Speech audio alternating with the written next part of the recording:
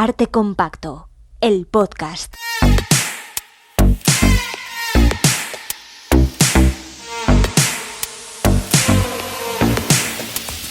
Con Juan Rasanz y Bernardo Pajares. Bernardo Pajares, ¿qué pasa? Tienes un podcast. Juan Rasanz, tengo un podcast desde 2013. Ay, ¿Qué novedad? Madre mía, hay que ponerle cartel. Es que todo el mundo tiene podcast. 2021, el año del podcast. ¿No? Es como el año de la rata, el año del podcast es este 2021. No es de la rata ya, ahora es del buey. Ya, sí me he enterado también. Vale, se lo dice vale. Instagram a todas horas. ¿Qué tal? ¿Cómo estás, Bernardo Pajares? Pues muy bien, mira, tengo un podcast y no tengo una muela del juicio ¿No que me han tienes? sacado esta semana. Ay, De hecho, no tengo muelas del juicio, ya es la que me quedaba. se te acerca el juicio final, definitivamente. Me siento más joven, ¿eh? Sin Oye, muela del juicio. Qué alivio, es no- que me estaba molestando, me estaba incordiando la muela ahí. Un peso menos, claro que sí. No tienes un podcast, tienes muchos. O sea, tú eres un creador de podcast y de contenido. Es fuerte. Creador de contenido en Instagram. Eso, que se dicen que está bien. ¿Cómo estás tú? Yo bien, muy bien, aquí a gustito. Pensando en ti. Estamos viendo la Ocontes ya por todas partes. O sea, este capítulo, de verdad, nuestra intención es Claro. que vosotros también veáis la Ocontes por todas partes. Bueno, oye, que es que lo han elegido ellos, el capítulo Es de verdad. hoy. Ellos lo han ellos y ellas y ellos y todos, todas, todes son los responsables de que estemos aquí hablando Sí. hoy de la Oconte. No queremos responsabilidad, no queremos... Lo habéis elegido vosotros. La vamos a elegir entre el David de Miguel Ángel y el Laoconte y pensamos, elegirán el David, que es más conocido, que a la gente le despierta más curiosidad, más gente lo ha visto seguramente, ¿no? Por eso mismo ya lo Pues conocen demasiado. Él vamos a ver, la Qué gente que nos sorpresa. escucha, Bernardo, es gente de calidad. Sí. Y saben lo bueno, reconocer lo bueno. O sea, el David no tiene nada que ver con el Laoconte. El David se queda a la altura de un charco en la calle Recoletos. Vamos, nada.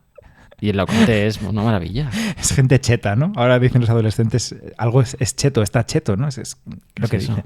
Sí, eso se Naranja. dice ahora. Pues no sé, que mola es que está cheto, es gente que mola la que nos ¿Qué escucha. dices? ¿Y tú cómo sabes esto? Pues mira, el otro día me enteré. También parece ser que solo usamos los viejunos, esto no lo sabes tú, solo los viejunos usamos el emoticono, el emoji de la cara que se ríe, que llora cuando se ríe, ¿sabes? Que te estás descojonando de la risa. Pues no la usan los adolescentes tampoco, ni los veinteañeros. Que nos confirmen, por favor. ¿Sabes qué carita usan? ¿Qué emoticono? ¿Qué emoji? No, La calavera. Porque es como que te ríes tanto te mueres de risa. que te mueres de risa. Pero... Lo otro es de viejuno. O sea, si somos como tu tía, vamos, y como mi tía Mari Carmen. Si usas ese emoticono, que yo lo uso todo el rato. Oye, pero cuando mi tía, veo- es que mi tía no es viejuna, es una falta de respeto. Ya te vale, tío, tu familia. Métete con la tuya. Me no con refiero, la mía. estoy hablando de la tía de Cuenca, ¿sabes? La típica tía, pues sí, como mi tía Mari Carmen. Que sí que ha quedado Y claro el yo, mensaje. joder. Llevamos 5 minutos con el emoticono, Bernardo, ya podemos pasar. Muy bien. Que eres muy joven y muy moderno, que es que usar el TikTok del Museo del Prado está afectando un poco bastante, considero yo. Pero bueno. Estás todo el día con el móvil, todo el día con Instagram, todo el día con el TikTok, todo el día con las redes sociales del museo. Es que no paras. Qué cansino. No, está muy bien. Yo tampoco paro todo el día de montar exposiciones, que estoy ahora... Precisamente esta semana empezamos a colgar cuadros Ay, amigo. de Marinus ya. Marinus. Es tu pesadilla. Pero hoy vamos a hablar de Laoconte. Me Laoconte, estoy dando un poco Laoconte. sordo, Bernardo. No sé si es que Pues, si está quieres- mi volumen si muy quieres, alto. es que o tenemos una mesa de sonido nueva y es maravillosa, pero te la regulo yo si quieres. es que yo creo que ¿Qué tal así? ¿Mejor? ¿No eres tú que hablas muy alto? No, está todo bien. Está todo bien. Este podcast está grabado y editado por Bernardo Pajares. Vamos a explicar que es que estamos en una mesa nueva, mesa de comedor, por fin, ya sabéis, comedor, cocina, baño, todo junto. Una mesa nueva de mármol grande y por primera vez en la historia del podcast de Arte Compacto, de los 7 u 8 años de historia que tiene este añejo podcast. Pero tú llevas mucho menos, ¿eh? Podcast de antaño, ya es esto.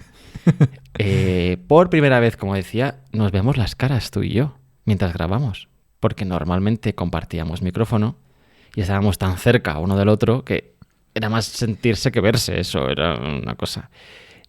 Y ahora hostia, Nos es veíamos que y me nos dejas- sentíamos.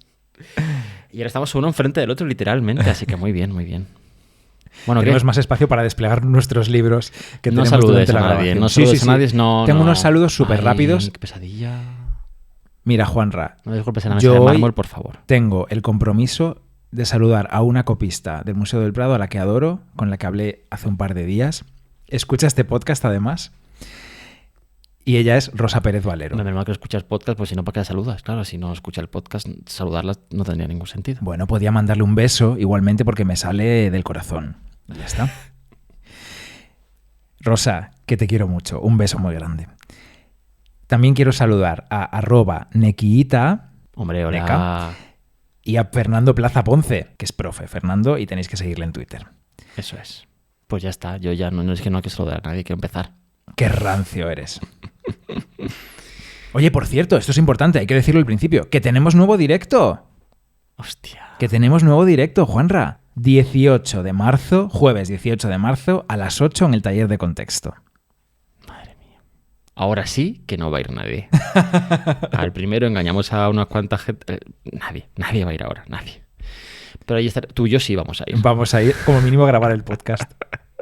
Pues oye, grabar allí tú y yo, pues por cambiar un poco y tomar una cervecita. Allí con la gente de taller de contexto, que es fantástica. Majos. Sí, majísimos. Bueno, si os apetece venir, ya está habilitada la compra de entradas por la web de taller de contexto. Ah, sí, se puede comprar ya la entrada. Ya se puede. ¿Comprar? Desde hoy que sale el capítulo se puede comprar ya. Madre mía, qué nervios. Bueno, ¿vamos con el Laoconte o qué? Por favor. Venga. Yo estoy deseándolo. ¿Qué es el Laoconte, Juan? Porque además hoy tenemos un compromiso tú y yo, ¿eh? Un compromiso de temporalidad. De tiempos. Un compromiso temporal. No. Y otro compromiso también, un compromiso matrimonial también tenemos. No, calla. Sí. Eso no se dice aquí. 1:10 máximo, ¿eh? 1:10 máximo en este capítulo. Así que no esperéis de nosotros una gran conferencia. No, mira. No. Es que Laoconte vamos tú y yo a hablar del Laoconte. Es que es todo Laoconte. Vamos tú y yo a hablar del Laoconte, jijaja, y ya está. Y hasta luego, Lucas. Pero va a ser 1:10, no más. Hasta luego, Lucas sí que es viejuno. Creo que tú... Sí. El emoticono sí. de la... A ver, ¿quién es el viejuno del podcast ahora? Hombre, no, yo. Tú, Juan, eres consciente de que la gente que está escuchando esto puede mirar cuánto dura el capítulo que están escuchando ya. Y sabrán que hemos dicho la verdad. 1:10. Vale. No. Bueno, Laoconte, con 2 oes, que no una, que son 2. Que a él le daban 2 pitisuis, como a mí. Laoconte. Amigo, estás un poco... Venga, céntrate en el Laoconte, Bernardo, céntrate en el Laoconte. Pero yo creo que tú, que eres el historiador del arte de este podcast. No historiador, eres el historiador del arte.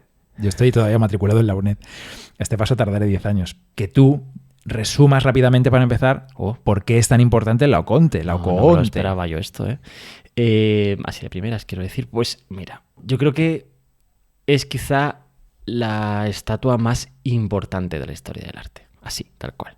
Venga, saco. Ya que vamos hoy al Laoconte, vamos al Laoconte. Hoy lo compramos para todo. Yo creo que es la más importante de la historia del arte. Ya no solamente en cuanto a ser conocida, ¿no? No es la más famosa. Yo diría que es más famoso el David de Miguel Ángel, o que es más famosa la Piedad de Miguel Ángel, o incluso el Moisés. Pero quizá es la escultura que más ha influido en otros artistas desde que se encontró y que era muy famosa ya en su tiempo, y desde luego lo ha sido después. Ha generado un montón de literatura, se ha hablado muchísimo de ella, se ha escrito sobre ella, se ha escrito sobre sus sentimientos, sus pasiones, sus formas. En fin, ha estado en la historia del arte de manera constante, incluso hasta hoy en día todavía. Muchos creadores siguen mirando al Laoconte para crear sus obras y, bueno, pues por eso yo creo que es la más importante de la historia del arte. Sí, correcto. Así que fíjate, casi nada. Vamos, o sea, es que como para dedicar aquí 24 horas tenemos para hablar de Laoconte, 24 horas o más.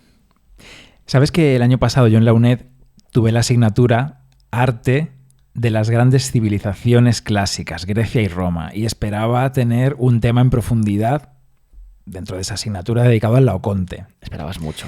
Esperaba mucho, claro, esperaba mucho. ¿Sabes lo que dice el libro de la asignatura sobre el Laoconte? ¿Qué dice? Dice: este grupo se salvó de la destrucción ya en el mundo antiguo cuando, ante la llegada de los pueblos germanos de inicios del siglo V, fue tapiado en una de las naves de la Sete Sale. Así es el Duolingo, como se nota. Perdona, ¿la Sete Sale? Sete Sale. Sete Sale, guárdatela.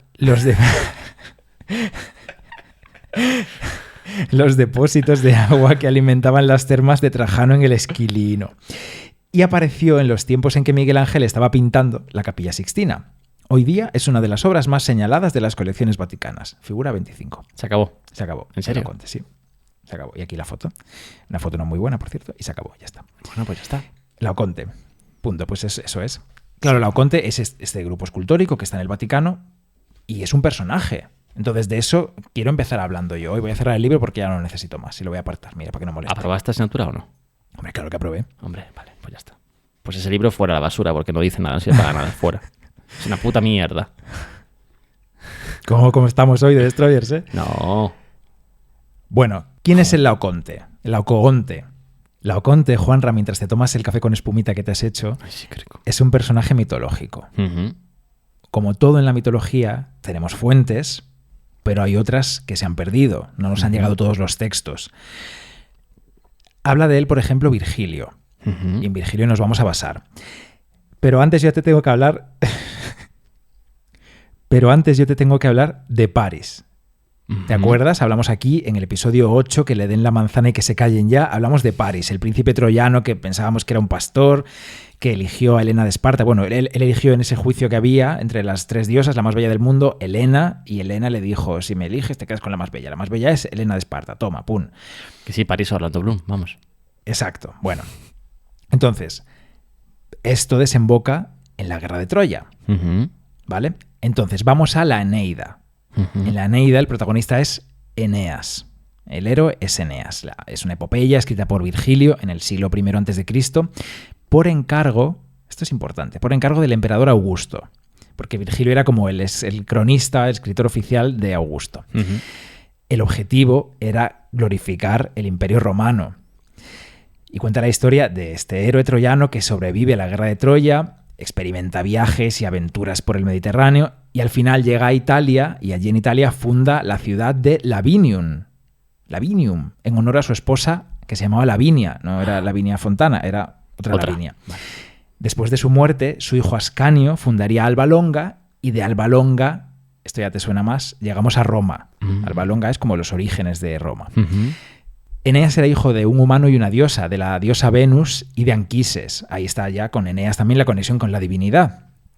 Entonces, por cierto, Eneas, Anquises, Ascanio Ujú. es el grupo de 3 esculturas que hizo Bernini, que está en la Galería Borghese. Correcto. Estos 3 personajes, abuelo, hijo y nieto, que son los fundadores de Roma. Bueno, ahora soy Eneas contando esta historia que ya nos conecta con el Laoconte, a la reina Dido, la fundadora de Cartago. Dice, quebrantados por la guerra y contrariados por el destino en tantos años ya pasados, 9 años de guerra de Troya, los caudillos de los griegos construyen, por arte divino de Palas Atenea, un caballo del tamaño de un monte. Hay palas. Ay, Atenea cómo se las gastaba. Un caballo del tamaño de un monte, cuyos costados forman con tablas de abeto bien ajustadas y haciendo correr la voz de que aquello es un voto para obtener feliz regreso a Grecia, consiguen que así se crea. Pero dentro del caballo, en aquellos tenebrosos senos, ocultan con gran sigilo la flor innata Juanra de los guerreros, designados al efecto por la suerte. Por la suerte nada, los mejores guerreros estaban ahí. Y en un pispás llenan de gente armada las hondas cavidades y el vientre de la gran máquina. Ya estaban todos metidos en el caballo. El resto de los griegos esconden sus naves en un fondeadero cercano y se ocultan en la playa. Mientras nosotros, sigo siendo Eneas, nosotros somos los troyanos, nosotros, al ver que no había ni rastro de ellos, creímos que habían levantado el campamento y enderezado el rumbo a Micenas, ya que se habían ido, que se habían cansado ya de 9 años de guerra y que se habían pirado. Entonces, toda Troya por fin empieza a respirar tras su largo luto. Se abren las puertas, para todos es un placer salir de la ciudad, como nosotros cuando nos desconfinaron, aunque luego no, pero bueno. Y ver los campamentos dóricos, los lugares ya libres de enemigos y la playa abandonada. Allí acampaba la hueste de los Dólopes, una de las tribus de la antigua Grecia eran los Dólopes. Allí tenía sus tiendas el feroz Aquiles. Aquiles estaba dentro del caballo. Brad Pitt, allí en la tienda, Ahí lo hemos está. visto todos. En aquel punto fondeaba la escuadra, por aquel otro solía embestir el ejército, y allí, claro, está el caballo grande como un monte, que es imposible no verlo, amigo. Sí. Bueno, dice Eneas, que en realidad es Virgilio, claro, hablando como Eneas. Bueno, unos se maravillan en vista de la funesta ofrenda consagrada a la virginal Minerva y se pasman, Minerva Atenea, y se pasman de la enorme mole del caballo. Timetes es el primero en aconsejar que el caballo se meta en la ciudad y que se coloque en el alcázar, incluso si es una traición, ya que así lo tenían dispuesto los hados de Troya. Casandra, sacerdotisa e hija de los reyes de Príamo y de Écuba, dice que cuidadito, que no se fíen, pero no le hacen caso. Otros dice sus nombres, pero no, Claro, es no una me- mujer, ¿por qué van a hacer caso? Cassandra no les importa, claro, no les daba igual lo que dijera No, Cassandra. Mujer, cállate. Otros, que los menciona Eneas, pero no los voy yo a decir, piden o que se arrojase al mar el caballo o que se le prenda fuego por debajo o que se le barrenase el vientre del al caballo y se registrase en sus hondas cavidades. Y esto me encanta. El inconstante vulgo se divide en encontrados pareceres. Twitter. Aquí ya aparece Laoconte. Venga. Entrada estelar de Laoconte. Juanra. Baja entonces corriendo del encumbrado alcázar seguido de gran multitud el fogoso Laocoonte, sacerdote de Neptuno, de Poseidón. Desde lejos empieza a gritar. «Oh, miserables ciudadanos, qué increíble locura es esta. ¿Pensáis que se han alejado los enemigos y os parece que puede estar exento de fraude regalo alguno de los dánaos, de los griegos? ¿Así conocéis a Ulises?» Ulises estaba dentro también, alerta spoiler. «O en esa armazón de madera hay gente oculta, o se ha fabricado en daño de nuestros muros, con objeto de explorar nuestras moradas y dominar desde su altura la ciudad, o algún otro engaño esconde. Troyanos, decía Laoconte, no creáis en el caballo, sea lo que fuere, temo a los griegos, hasta en sus regalos los temo». Esta es su frase más estelar, ¿no? La más famosa. Sí. Como dice mi padre, Ujú. cando o jallejo lle dan de comer, ou están fodendo ou van a foder. ¿Lo has entendido? No. Da igual, luego te lo explico. Sí, lo de fodendo sí, eso lo entiendo bien, pero la primera parte no.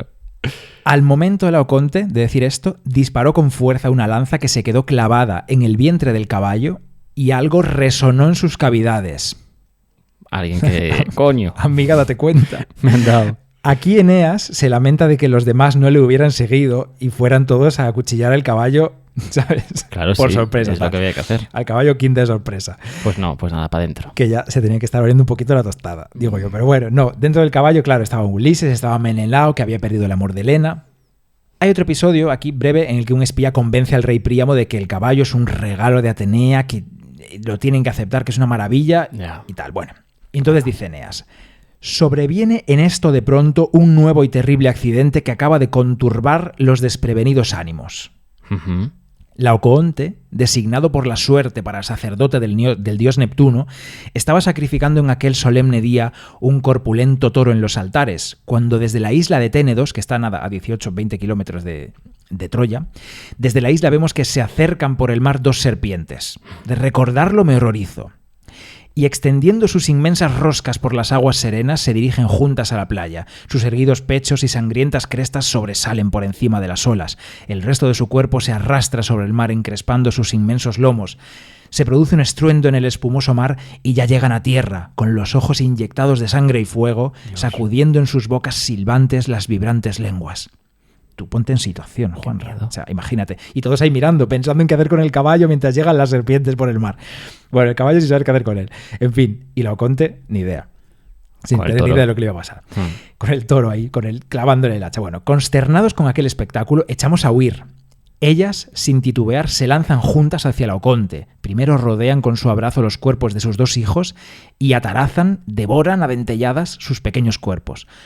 Luego se dirigen hacia el padre, que armado con flechas acudía en su auxilio, y lo amarran, se abrazan a su cuerpo en monstruosos anillos, y aunque lo tienen agarrado, rodeándole también el cuello con otras dos vueltas de sus cuerpos escamosos, todavía sobresalen por encima sus cabezas y sus erguidas colas. Esto es lo que está pasando en la escultura de Laoconte, ¿no? Él pugna por desatar con ambas manos aquellos nudos, chorreando sangre y negro veneno las vendas de su frente, y eleva a los astros al mismo tiempo horrendos clamores, semejantes al mugido del toro, cuando éste, herido, huye del altar y sacuda del cuerpo el hacha de Laoconte que había errado el golpe. Entonces las dos serpientes gemelas se escapan, rastreando con dirección al alto templo y alcázar de la cruel Minerva. Llegan a los pies de la diosa y se esconden debajo de su escudo redondo. Para Virgilio Juanra está claro que Laoconte ofende a Minerva, que es la que manda a las serpientes. Otras fuentes dicen que Laoconte pudo haber ultrajado a Apolo o incluso a Neptuno. Pero del porque que era Minerva sacerdote, estaba pero- con los griegos, ¿no? Y envía el caballo también, es una cuestión de Minerva. Claro, ¿no? eso parece, sí, Vale. sí. Pero bueno, Como te digo, hay fuentes que podemos haber perdido, Ya. casi seguro, pero bueno. También hay fuentes que dicen que no mueren los dos hijos, que solo muere uno de los dos. Ujú. Son rumores. Bueno. Luego ya viene el episodio que todos conocemos, ¿no? Nuestras zozobras penetran entonces, dice Eneas, en nuestros aterrados pechos y todos se dicen que Laoconte ha merecido su desastre por haber ultrajado la sacra imagen de madera, el caballo, lanzando contra ella su impía lanza. Todos claman también que es preciso llevar al templo la imagen e implorar el favor de la deidad ofendida, el favor de Minerva. Al punto, hacemos una gran brecha en las murallas, abriendo así la ciudad. Todos ponen manos a la obra, encajan bajo los pies del caballo ruedas con que se arrastre fácilmente y le echan al cuello fuertes maromas, fuertes cuerdas. Así escala nuestros muros la fatal máquina, preñada de guerreros, claro. Pero lo cuenta ya sabiendo lo que ha pasado, a posteriori. En torno, niños y doncellas van entonando sagrados cánticos, jugando a tocar la cuerda con su mano. El caballo avanza y penetra, amenazador, hasta el centro de la ciudad. Y esa noche, pues ya sabemos lo que pasó. Salen del caballo todos felices y aquello acaba pues como acaba. Pero Eneas se salva. Así lo cuenta Virgilio. Qué guay. Oye, lo cuenta muy bien. Menuda historia. Estaba yo aquí enganchadísimo, ¿eh? No, en serio, la forma de narrar y todo es súper moderno, muy bien. Está un poquito adaptado por mí, también te digo, ¿eh? Ah, vale. Un poquito adaptado porque si no, claro, la tritónide, Bueno, la tritónide... parecerías hablando, vamos, parecía un podcast normal, ¿no? Así habla la gente en sus podcasts. Bueno, entonces, que muy bien, qué maravilla. Me he perdido un poco en esto de parecías un podcast normal, porque somos un podcast anormal normalmente, ¿no? Que no digo nada. Bueno, que muy bien, que gracias por leernos a Virgilio, Bernardo, qué gusto, de verdad. Siempre es un gusto que vuelvas a leer algo, siempre. Lo que Tenía sea. ganas, ¿eh? Y en este caso que nos cuentes de esta manera, bueno, lo que representa claramente ese momento que representa la escultura famosa de Roma, Laoconte. Gracias. Este es el personaje. Luego está la escultura, claro. ¿Qué sabemos de la escultura? ¿Qué sabemos, Bernardo? ¿Qué sabemos de la escultura? Bueno, lo que sabemos de la escultura Sí. lo sabemos otra vez por una fuente que es parcial, claro. Es Plinio el Viejo. Hombre... Plinio el Viejo, amigo de toda la vida, en su Naturalis Historia. Bueno... Plinio el Viejo, para diferenciarlo de Plinio el Joven, que no era su hijo, era su sobrino. Seguro. Plinio es uno, bueno, de esos grandes personajes que nos ofrece la historia, muy curioso, que, bueno, lo ha contado todo con pelos y detalles. Por ejemplo, no, esto lo cuenta su sobrino, la erupción del Vesubio, que me encanta cómo lo cuenta. Sí, es verdad, lo has contado en Es alguna Plinio el radio tú Joven, esto. Sí, en Radio Nacional. Juan Raplinio habla de pintores y escultores de la antigüedad. Sí. Habla de Apeles, de Fidias, de Praxíteles. Praxíteles. De Lisipo de Sición, un escultor que a él le encantaba, que cuenta cómo cambió el canon, cómo lo alargó, bueno, en fin. Pero vamos al Laoconte, ¿eh? Bien. Me refiero a que hay muchas cosas que se han conocido a través de los escritos de Plinio. A lo mejor no se conservan esas obras o todavía no han aparecido. Claro. Juan Raplinio, en uno de los libros que tiene esta Naturalis Historia, que es larguísima, eterna, el apartado se llama Mármol, Esculturas y Escultores, dice que nada ocupa la gloria, ni muchas obras pueden afirmarse parejamente al Laoconte que está en la casa del emperador Tito, obra que se ha de preferir a todas de las artes estatuarias y pictóricas. Dice, en un único bloque están él, los hijos admirablemente ligados por las serpientes, y por decisión del consejo lo hicieron los supremos artistas Agesandro, Polidoro y Atenodoro de Rodas, que eran griegos. Y luego pues ya sigue con otros temas que no vamos a entrar porque es que Plinio es muchos temas, muchas cosas, contando muchas cosas todo el rato, como yo hoy. En fin, eran escultores griegos que tenían mucho prestigio y estaban trabajando para el poder romano. Ellos y otros recreaban para sus clientes, para los romanos, el arte del estilo griego clásico. Te lo digo como si no, ¿sabes? ¿Qué? Como si no me estuvieras siguiendo perfectamente. Bueno, el tema se ha narrado en muchas obras literarias en la antigüedad, se ha tratado muchas veces. Los romanos se consideraban descendientes de los romanos refugiados por necesidad de su ciudad saqueada, devastada. Eran como... De Troya, vamos. Troya, tal. Pues, sí, igual, sí, que se creía que Troya había sido fundada por la gente que había salido de allí corriendo y llegado a Italia. Sí, correcto. Vamos, los emperadores querían ligarse y fomentar esa relación histórica de sus orígenes troyanos, Y se hacía a través de, por ejemplo, historias como esta, ¿no? Eso es. Esculturas como esta y cosas como esta. Eso es. Ujú. Pues eso, ya está. Esto es lo que te quería contar yo. ¿Y entonces por qué corres tanto? Porque llevo mucho rato contándote cosas, contándote historias de los antiguos.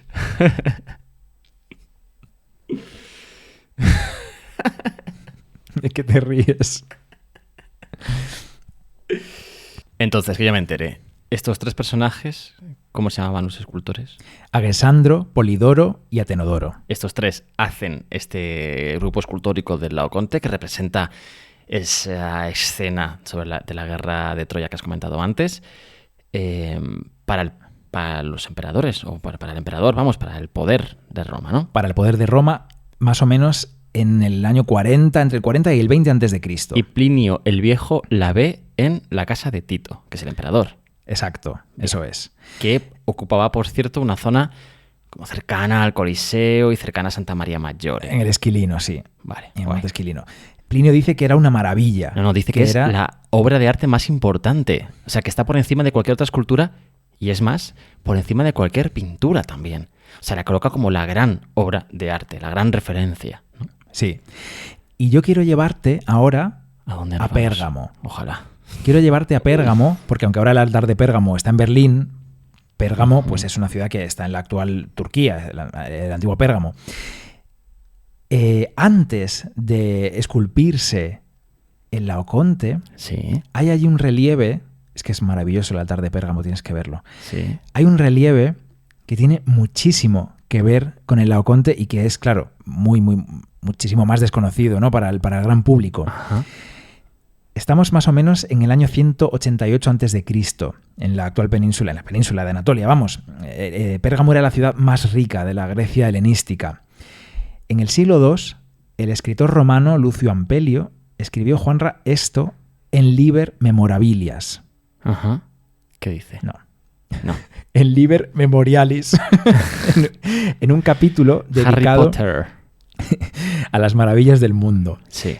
Dijo esto: en Pérgamo hay un gran altar de mármol de 12 metros de altura con esculturas colosales. También muestra una gigantomaquia. En este friso del altar de Pérgamo, efectivamente, hay una gigantomaquia. Y dentro de esa gigantomaquia, la lucha entre dioses y gigantes, que bueno, nosotros hemos comentado aquí cuando hablamos de las furias, dentro de esa gigantomaquia hay una escena que es el castigo de la diosa Atenea a Alcioneo. Y te lo voy a enseñar porque verás la conexión con el Laoconte. Mira. Total, absoluta. Claro, sí, sí. Pero eso, ¿dónde está? En Pérgamo. En el altar de Pérgamo, ahora en Berlín. En Berlín, sí. Fíjate. Claro. Igual el cuerpo contorsionándose, la postura Bueno, de la claro. cabeza, las serpientes, solo que aquí está la diosa misma castigándole a su Claro. lado. Sí, lo veo. Buscadlo todos ahí en internet. Está claro que es que... A ver, Alcioneo en el altar de Pérgamo. es que está claro que no podemos pensar en esta obra maestra como una cosa absolutamente única en su contexto. Tendría un contexto creativo y otros artistas harían cosas parecidas, evidentemente, sino pues como a lo mejor no tan magníficas, y por eso Plinio, dice que es la gran obra de arte, pero vamos, que está dentro de un contexto y que tiene que tener claro. El tema, por cierto, se toca en muchos sitios. El tema de Laoconte era importante ya antes y durante el tiempo en el que se está haciendo esta escultura, en vasijas, en relieves, incluso ver en un par de frescos en Pompeya. También. Sí, se representa el altar, ese toro que se está yendo. De hecho, creo que lo vimos tú y yo en persona cuando estuvimos allí. Y el pequeño cuerpo de Laoconte rodeado por las serpientes. Por cierto, aprovecho este momento, un segundo, para recomendar un podcast. Ya sabéis que 2021 es el tiempo de los podcasts, pues aquí viene otro. Uno que es muy importante, es muy bueno, porque es un producto directamente que sale del Parque Arqueológico de Pompeya. O sea, que es que lo organizan ellos y es Va, dilo en italiano. Del Parco Arqueológico di Pompei, que, pues eso, que es que han organizado este podcast de solo 6 capítulos, creo que son 6, 8, no sé. Ahora mismo hay 6 publicados y creo que son 6 el total, sobre Pompeya, sobre su historia, sobre su gestión actual también. bueno, un montón de cosas interesantísimas en torno a Pompeya. Ya te digo, 6 capítulos, hay un señor locutor ahí muy, muy guay, mucha calidad y muy bueno. De verdad que ayuda mucho a enterarse bien de lo que es Pompeya y lo que supone gestionar un parque arqueológico como aquel. También te digo una cosa. Te estás olvidando de que está en italiano y de que igual Eso no te iba todo a el decir. mundo puede. Yo, por ejemplo, no puedo. Yo estoy en el nivel básico 1 de Duolingo. Eso iba a decirte, que es italiano. Entonces, bueno, a mí me viene genial para intentar recordar algo de italiano que tengo todo olvidado. Pero bueno, si alguien entiende un poquito de italiano, les recomiendo este podcast, de verdad, a total. Venga, a lo mejor me animo yo al acabar de grabar y me pongo el primero. A ver si entiendo algo. Claro, que sí. Oye, igual habla del Laoconte. Pues del fresco a lo mejor, pues es posible. Bueno, es que es verdad que era un tema que se trataba, que se pintaba, que se ponía en las vasijas. Es verdad que el Laoconte era un tema popular. Es que voy a mentir, yo no miento. También esto del el pathos, ¿no? El pathos es uno de los 3 pilares fundamentales de la retórica de Aristóteles. Ujú. El pathos, que es esta... Lo voy a explicar muy bien. A El ver, pathos está... Tú que eres gallego, explica bien lo que es un pazo. Eso es otra cosa. Ah. Eso tiene que ver con otra cosa. El pathos está asociado con la emoción. Es la habilidad Emocionar. del mensaje, de simpatizar. El que enuncia el mensaje tiene de simpatizar con la audiencia, de generar una empatía con lo que cuenta y de despertar también su imaginación, de despertar emociones simétricas. Que esto me gusta mucho a mí, ¿no? Sí. Que la emoción que hay en el Laoconte se te contagia a ti, Sí. que te genera a ti una empatía y que que te lleve a lugares. Sí. Pero entonces, ¿qué pasa con el pathos? Que Bueno, lo tiene que el Laoconte, es que que no lo el has dicho pathos todavía. sí que es propio de esta época. Es como el barroco 1600 años antes del barroco. Esta intensidad, ¿sabes? Esto es el pathos. Bueno, no digas que es como el barroco antes del barroco, porque es que no, vamos a ver, no. Ya está el purista. No, Bueno, o sea, no me es da eso, igual. no tiene nada... Vamos a Pero ver, es este relieve ¿que que el te he barroco enseñado, luego el tiene mucho que ver Laoconte. con todo esto? Pues sí, claro que sí. Pero hombre, no es que sea un adelantado a su tiempo, el helenismo. No, el helenismo es lo que es. No sé qué he dicho enanismo casi. El enanismo está cancelado, no se puede decir enanismo. Helenismo. El helenismo es lo que es súper original y maravilla, y entonces después, pues aunque sepas que en el 19 odian el helenismo. Hombre, ¿cómo no lo van a odiar, por favor? Pero si es que... Claro, porque ellos... Neoclásicos. bah. El 19. Ay, Bueno, ay. efectivamente. Carmen, que quiere que hagamos un capítulo sobre los madrazos. Lo haremos, Carmen. Efectivamente, el helenismo quiere, además de movimiento y naturalidad, quiere sentimiento, ¿no? Quiere en sus esculturas que sus esculturas hablen de lo que sienten las figuras que están representadas y que el espectador se sienta igual que esas figuras, que el sentimiento que emana de esas esculturas llegue a ese espectador, y es lo que es el pathos. Y efectivamente el Laoconte lo tiene, sí, claro. Es eso el helenismo, ¿no? Esos nervios tensos de Laoconte, esos músculos que están haciendo fuerza, que está gritando, está contorsionándose. No sabemos si está gritando. Eso luego ya veremos. Ese grito silencioso. Bueno, fija, dice Salvatore Setis, profesor emérito de la Universidad de Pisa. Bueno, Salvatore Setis es mi mejor amigo para este capítulo, te lo voy a decir. Salvatore duerme conmigo últimamente. ¿Cómo? Es un profesor emérito de la Universidad de Pisa, como acabas de decir Sí. tú, que ha dado muchas conferencias, autor de muchas publicaciones muy interesantes, pero dio una conferencia en el propio Museo Nacional del Prado. En Madrid. Claro, sí, en Madrid. No en el Prado de Abu Dhabi, no. En el Prado de Málaga. Ni en el Prado de Málaga podría ser. Por cierto, el Museo Thyssen tiene un podcast también. Enhorabuena. Hombre, y muy bueno también, muy bueno. Enhorabuena al Thyssen. No es que yo pueda decir español. lo que es bueno y lo que es malo, que parece como que yo estoy aquí dando bendiciones a... Uy, no, pero yo os saludo a Sudamérica, no estoy yo metiéndome con el acento de nadie. Un Pero abrazo que bueno, para México, para Panamá, que nos escuchan mucho. Bueno, Sí, pero qué bueno que sí, que te estaba diciendo que la conferencia de Salvatore Setis en el Prado es muy magnífica. interesante. Sí. Habla sobre precisamente el Laoconte y todas las referencias que puede tener alrededor de esta escultura, y bueno, pues es que... iba a decir yo que él dice en esta conferencia que el Sí. Laoconte fija o colabora mucho en la fijación de un vocabulario figurativo de las pasiones humanas. Cuidado, te estás adelantando un montón. Bueno, pero... No. Vamos a ver, hemos pactado una cosa tú y yo, Bernardo Pajares, un segundo. Hemos pactado que la parte de la mitología y la época original romana griega y tal y cual iba a ser tuya, y las influencias y consecuencias después de su descubrimiento iba a ser mío. Y esto de que fija eso es mío. Vale, bueno, pues mira, Fin. No me enrollo más. Déjame que vaya al año del descubrimiento, no a la película. Al año del descubrimiento de Laoconte. El año del descubrimiento, madre documental mía. No. Murcia, Cartagena. Un Veadlo, no lo documental, veáis. Como que es muy largo. Sí. No, un segundo. Yo creo que sí que se puede ver. O sea, aquí en mi labor de decir lo que está bien y lo que está mal, te voy a decir que el año del descubrimiento documental, que este año ha estado nominado a muchas cosas, ¿no? Y no sé si se han nominado a los Goya, supongo que sí. Sí está nominado, sí. Bueno, se habla muchísimo de ese documental. Es muy interesante. Habla sobre situaciones muy interesantes en torno al año 92 que se vivieron, por ejemplo, en Cartagena. Y es muy interesante, pero es verdad que dura 3 horas. Es el típico documental que si aguantas para verlo entero, pues ya eres el moderno definitivo. O sea, ya puedes ir a un bar y hablar de algo. Si hablas de este documental, eres súper guay, tío.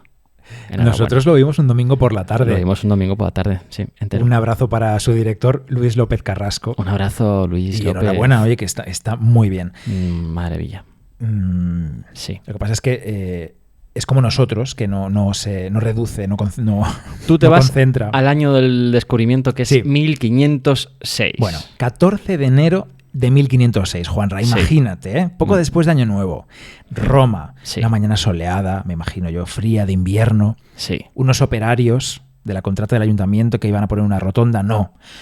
Un campesino que se llamaba Daniele Magro Sí. se fue a cavar en un viñedo que era propiedad de otro señor, Felice de Fredis, en la colina del Esquilino. Sí. No te mueras. Bernardo se me muere. Está ahora Sí, como en guay. Laoconte, así girado hacia el lado tosiendo. Es que he bebido agua y me he ido mal, perdón. No es una almendra, ¿no? No. Nunca como frutos secos cuando grabo. Pero hoy he comido queso, que tampoco se tiene que hacer, pero me apetecía a mí. ¿Por qué no se puede poner queso? ¿Qué tiene que ver? Porque si comes queso te queda... Es como la mucosidad de la boca, ¡Ay, qué ¿sabes? Es asco! como- ¿Pero qué no lo dices? recomiendan, no lo recomiendan. Qué Pero yo he comido queso, me apetecía hoy, mira. Di que no te gusta el queso, atrévete. No me gusta nada. Bueno, este señor, Daniele Magro, está ahí pues haciendo sus cosas en la viña, lo que se haga en enero, Tío, tengo que acelerar. entre la basílica, entre la basílica, como has dicho tú, de Santa María la Mayor y el Coliseo. Sí. Cuando estaba allí, pues eso, arrancando hierbas o lo que sea, Ujú. metió la pierna en un socavón y detrás se fue todo el pum. Cayó en una cámara subterránea y allí estaba el Laoconte. Te cagas. Allí, hecho de mármol, como el de esta mesa, donde estamos ahora tú y yo. Bueno, es que esta historia del ¿Cómo te Laoconte, quedas? ya veremos más tarde también, como esta historia del Laoconte está rodeada, llena, más bien, de pequeñas historias que son de estas que todo el mundo quiere vivir alguna vez, ¿no? Me encantaría. Yo de pequeño, O sea, allí en la aldea, soñaba con que un día, haciendo un agujero por allí, que jugaba mucho a hacer obras, a yo que sé, hacer zanjas, a construir un muro con la tierra, como había tierra, piedras por todas partes, soñaba con que igual quitaba una cosa y me aparecía una escultura, una figurita, una vasijita, algo allí. Maravilla. Porque pensaba, aquí seguro que ha vivido alguien antes que nosotros. Claro, sí. No seremos los raros que hemos venido aquí arriba a este monte a vivir. Alguien Claro. habrá vivido siglos antes. Pues sí. Pero no, hijo, nunca pasó. Bueno, pues eso, es que este señor iba por ahí por el campo, se cayó en una zanja y se encontró al Laoconte. Sí. Manda huevos. Pues él inmediatamente avisó al dueño de los viñedos, a Ujú. Felice de Fredis. Sí. Felice avisó a las autoridades y este campesino, Daniele Magro, se había caído en las antiguas termas de Tito. ¿Cómo te quedas? Así, de como si Tito nada. Flavio Vespasiano. Sí. Es que esto es muy fuerte y se sabe el lugar exacto. Es que es muy cerca del Coliseo. Es que es muy fuerte. Bueno, como estamos viendo en esta foto que tienes tú aquí tan fantástica, al Laoconte le faltaba el brazo derecho, al hijo menor también le faltaba el brazo derecho y al hijo mayor le faltaba una mano. Ujú. Francesco da Sangalo relata el descubrimiento así. Dice, tenía yo pocos años cuando le dijeron al Papa que en una viña cerca de Santa María Maggiore se encontraron unas estatuas muy bellas. Él era el hijo del arquitecto Sangalo. Miguel Ángel estaba siempre en su casa y entonces se fueron su padre y Miguel Ángel a ver inmediatamente lo que se habían encontrado allí en aquel socavón. Y escribe que su padre dijo al verla, es el Laoconte del que habla Plinio. Eso es. Se supone que reconoció nada más verlo porque, claro, es que en el ¿Qué nivel tenían, eh? Claro, porque lo que decía Plinio y las fuentes clásicas estaban ya muy estudiaditas por esos artistas del Renacimiento y, claro, se lo sabía tan bien que cuando vio esa escultura llena de tierra, me la puedo imaginar, pues enseguida dijo que la reconoció, que era el Laoconte. Bueno, aquí hay mucha literatura también, ¿eh? Pero bueno, así es, sí. Luego un montón de escritos más que se generaron de cartas diciendo que se había descubierto esta cultura, efectivamente, de la que hablaba Plinio, el Laoconte con sus hijos y con las serpientes. Bueno, es sí, brutal, mira, ¿eh? Sabadino degli Arienti, un humanista y poeta, escribe el 31 de enero de 1506 de ese mismo año, o sea que unos 15 días después del descubrimiento, El año del escribe descubrimiento. a Isabel d'Este, marquesa de Mantua, y le dice que el cardenal de San Pietro in Vincoli quería comprar la estatua por 1.000 ducados, pero que el Papa ha dicho que se la va a quedar él. De hecho, así fue. Que se peine. Spoiler, la compró, evidentemente. Y dice, Sabadino degli Arienti, dice: toda Roma corre día y noche a ver la estatua en casa de su descubridor. Qué fuerte. También todos los cardenales. Parece el jubileo. Vamos, que es donde había que estar. O sea, todo el mundo tenía que estar... Todo el mundo culto tenía que estar allí viendo el Laoconte, viendo esa escultura que había aparecido. O sea, es el lugar, es el lugar. O sea, si hubiese habido Instagram en ese momento, todo el puto mundo tendría una historia delante del Laoconte, ¿sabes? Es como la Nevada de Madrid, reguete tú, la Nevada de Madrid. O sea, todo el mundo en Instagram lleno de fotos. Lo que pasa es que ahora todo se nos queda viejo muy rápido, ¿no? Has dicho la Nevada de Madrid, me parece que hace 1000 años y fue hace, yo qué sé, un mes. Sí, total. Ahora ya todo el mundo tiene que hacer es... una semana, la semana siguiente ya todo el mundo tiene que hacer otra cosa. Sí. Menos mal que el Laoconte se ha quedado con nosotros. Claro, lo que pasó con esto es que, claro, el Laoconte apareció y en el momento en el que apareció ya apareció famosa. O sea, ya era famosa antes de Qué aparecer. bueno, es verdad. Y entonces, claro, cuando aparece, pues es que se estaba deseando que apareciese realmente, ¿no? Entonces se convierte en un objeto de deseo desde el principio. Tú fíjate como ya este Sabadino que te acabo de decir dice que la quiere el cardenal de San Pietro in Vincoli. San Pietro in Vincoli, recordemos que es donde está el Moisés de Miguel Ángel. Pues pero Julio II la quería más y mandaba más, claro. Claro, bueno, está el Moisés de Miguel Ángel hoy, en 1506 no estaba. Quizá, bueno, en fin. Miguel Ángel. ¿Qué estaba yo diciendo? Miguel Ángel. A mí me interesa mucho esto. Estaba diciendo que el cardenal de San Pietro in Vincoli la quería nada más aparecer y que ya hizo una oferta económica, pero finalmente fue el Papa el que se la quedó. Y es que, como te decía, fue objeto de deseo desde el primer día en el que apareció. O sea, el Papa. Pero es que después ya veremos como reyes franceses también la han querido. Napoleón.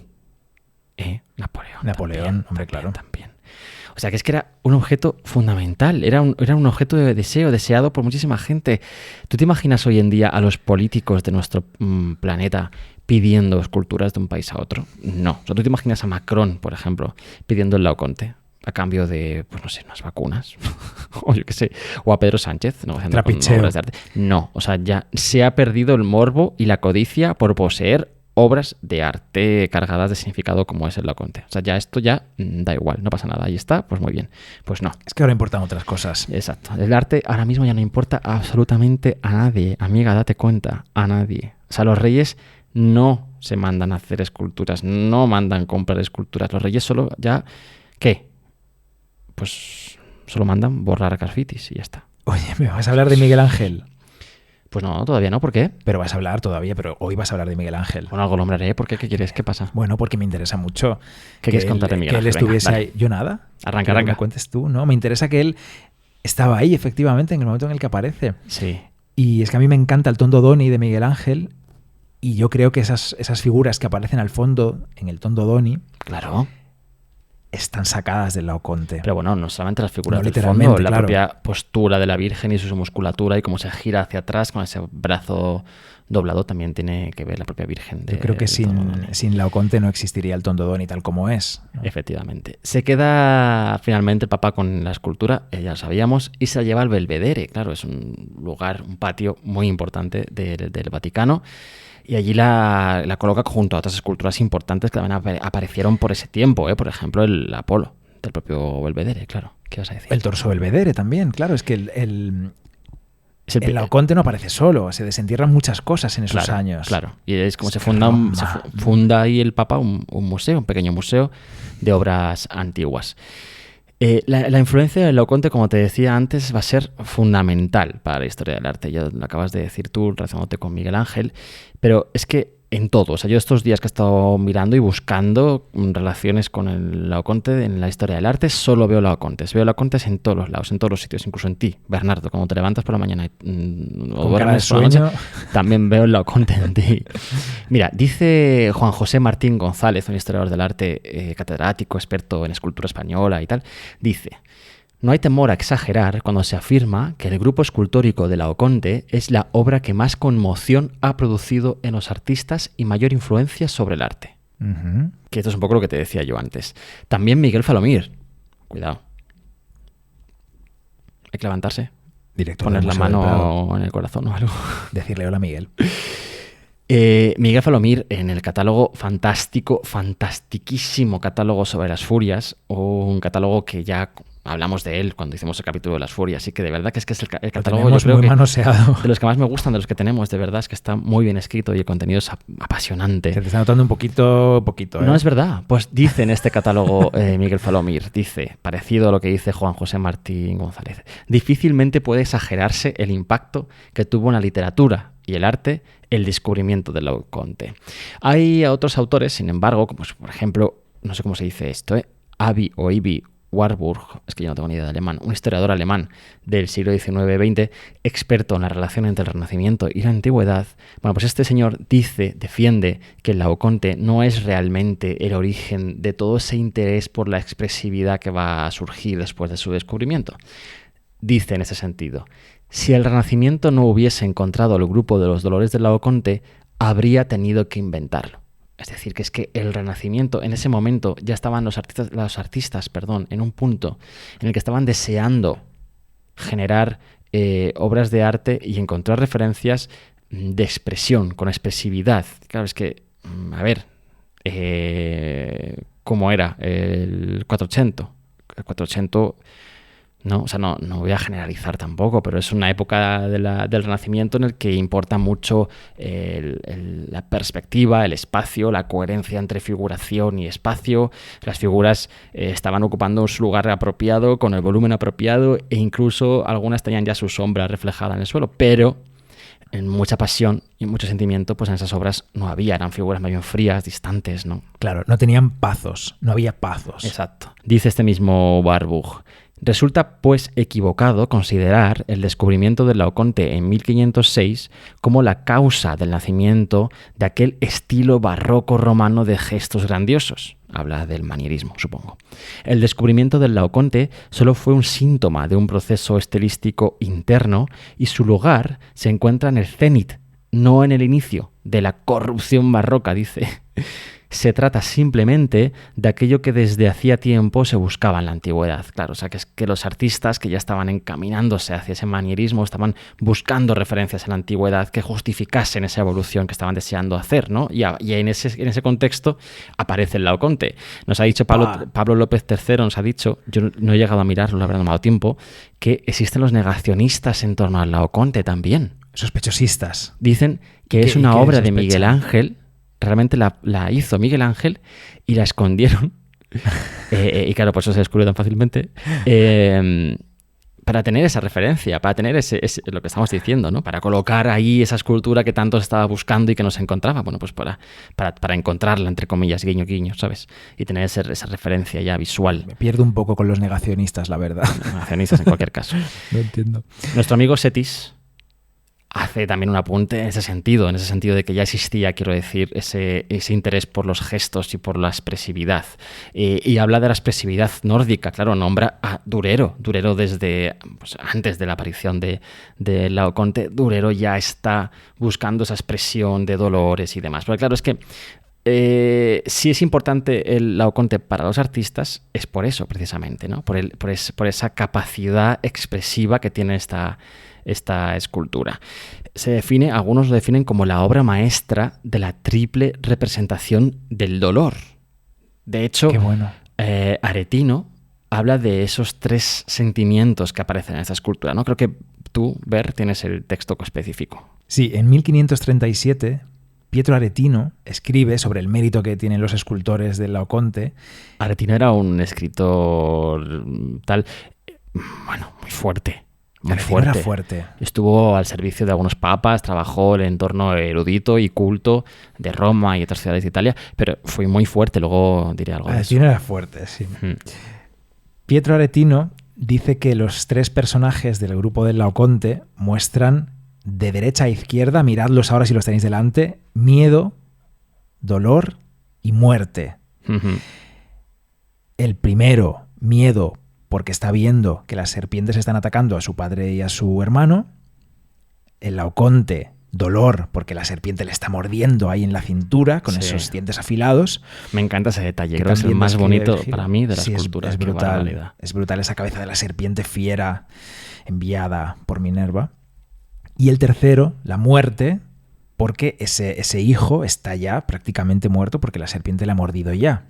Ya ha hecho efecto el veneno. Ese hijo que está, al que vemos de perfil. Sí, no. De perfil en escorzo, ¿no? Yo lo veo de perfil desde aquí. Pues yo veo el culo de perfil.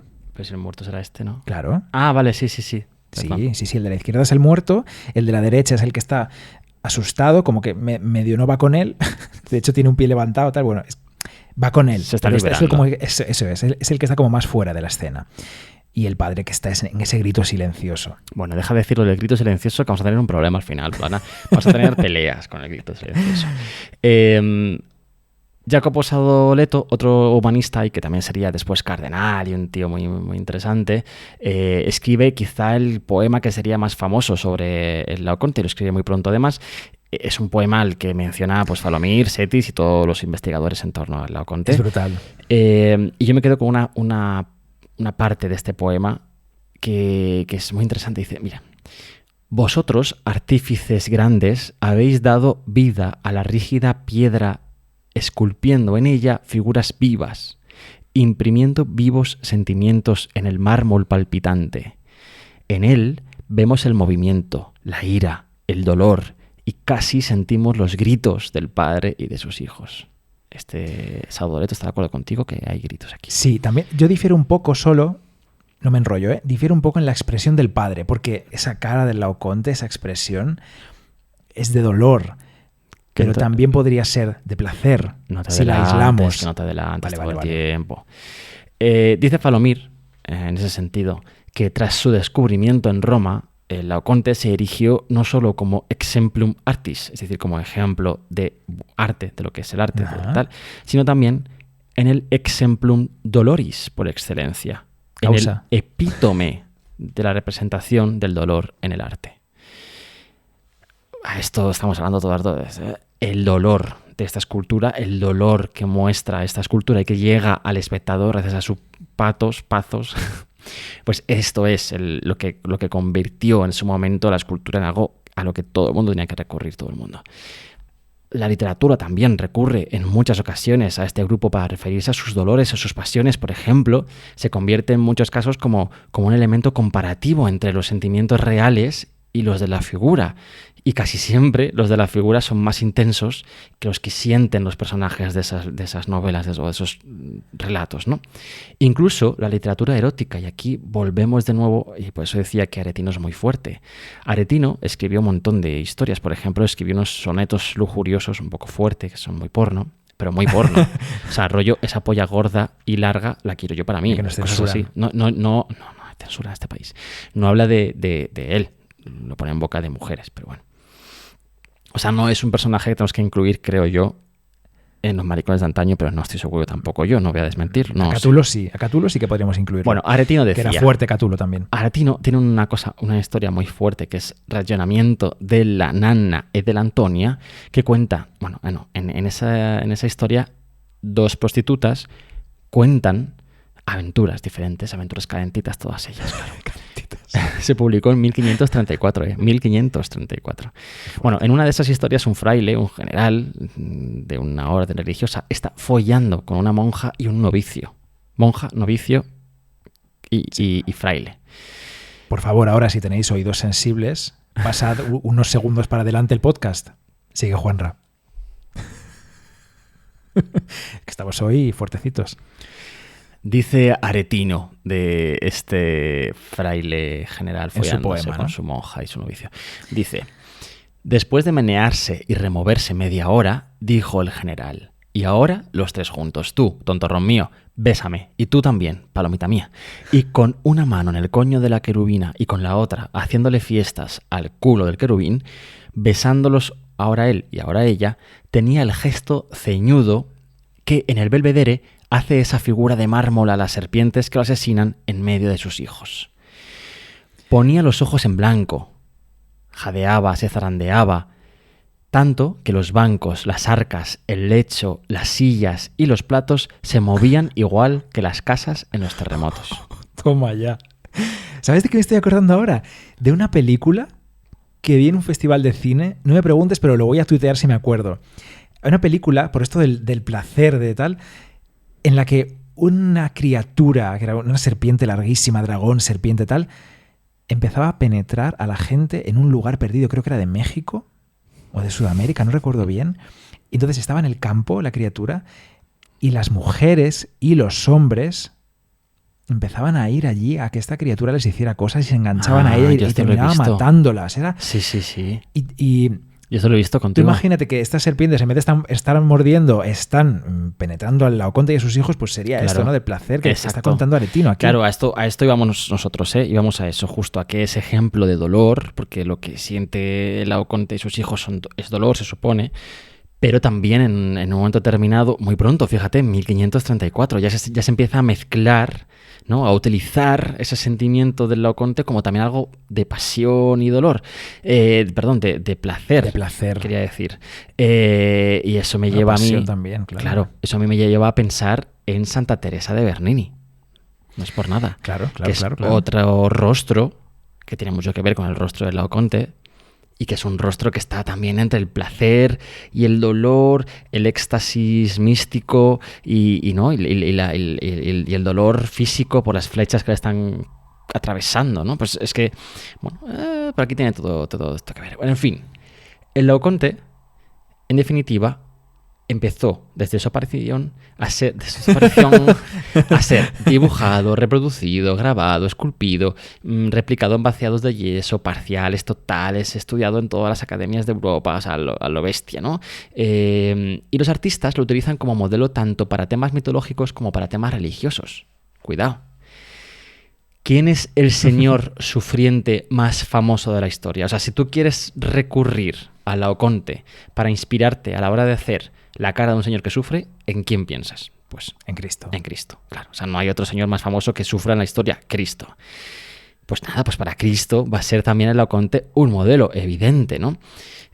Fíjate lo que te voy a decir. Tiziano, que es un punto muy importante si hablamos de la influencia del Laoconte en la historia del arte. Tiziano fue a Roma muy pronto después de haber sido descubierto el Laoconte. No tan pronto. Tiziano, si no me equivoco, conoció la escultura... 1545. 45. O sea, a ver, ya habían pasado, 30 años. Bueno, eso es pronto. No es que pronto. son 30 años en 5 siglos. 30 años en esa época, se puede haber muerto antes fácilmente. Perdón. De hecho, Tiziano fue tarde para mí a Roma, 1540, tardó muchísimo. Pero antes ya le había influido el Laoconte. ¿Antes de verla en persona? De verla en persona, Sí. porque un buen amigo suyo, tenía en su posesión una de esas reproducciones que se hacen súper pronto en bronce de esta escultura, concretamente la de Jacopo Sansovino, de 1508. Ya estaba en manos de uno de sus patronos y amigos de Tiziano, y Tiziano la conoce así. Bueno, entonces sí que tardó en ir a verlo, si ya lo conocía. Por sí, eso, ya podía haber ido antes. comparar, por ejemplo, la coronación de espinas de Tiziano de 1540, que está en el Louvre, con el Laoconte, es que es ver el rostro del sacerdote reflejado en un espejo que lo convierte en Cristo. Es que es tal cual. Es lo mismo. Esta comparación también la hace en el catálogo de las Furias. También ofrece un repertorio de posturas y gestos que son fundamentales para los artistas que buscan ponerle cara y cuerpo a figuras mitológicas que no habían sido representadas antes. Esto lo hace, por ejemplo, Miguel Ángel. Miguel Ángel, ¿con qué, amigo? Pues con una de sus furias. Acuérdate, el primer Ticio que se dibuja, que es el de Miguel Ángel, que es un dibujo que es de 1532 y está en la Royal Collection. Royal Collection, mal, por cierto. No te voy a decir por qué. De la reina de Inglaterra. Pero sí, muy mal. Estaba muy cabreado con ellos. Bueno, pues este dibujo de Ticio de Miguel Ángel se estaba basando directamente en el Laoconte. Estaba usando como modelo el Laoconte directamente. Desde ese momento, todos los artistas que se enfrentaron al tema de las furias, que fueron muchos, como ya vimos en el capítulo correspondiente, que es un tema muy importante en la historia del arte de la Edad Moderna, todos iban a mirar al Laoconte. Todos. Escuchad el capítulo 20 de Arte Compacto, El mantel del domingo. Sí. El Ticio de Tiziano, dice Falomir, es el verdadero trasunto pictórico de la escultura helenística. La boca dolorosamente abierta, la barba tupida, la frente arrugada, el torso potente, las piernas flexionadas en direcciones divergentes, en fin, todo. Pero bueno, evidentemente no solamente influye en el asunto de las furias, que es principal, sino que en muchos otros artistas y en muchos otros contextos. Has nombrado antes tú el Tondodoni de Miguel Ángel, pero Miguel Ángel también, cuidado. Fijaos en ese Cristo del Juicio Final. Ese Cristo del Juicio Final de Miguel Ángel, en la Capilla Sixtina, es el Laoconte. Ese brazo retorcido hacia atrás, ese tal, bueno, en fin. Gian Bologna, con el rapto de las Sabinas, que está en Florencia, de la Sabina. Bueno, de las Sabinas, ¿no? Es que solo hay una solo hay una en el grupo, vale. sí. Bueno, maravilla, o sea, es que tiene también directamente, pero bueno. Bernini, ya hemos nombrado a Bernini con Santa Teresa.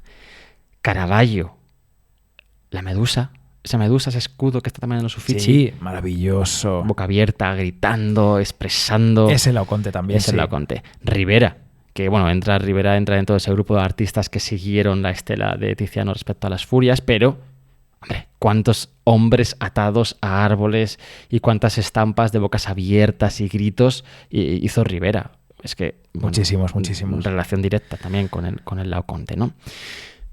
Para Bernini, te voy a decir, fue importante, muy importante el Laoconte. No solo este grupo, claro está, sino que toda la antigüedad, ¿no?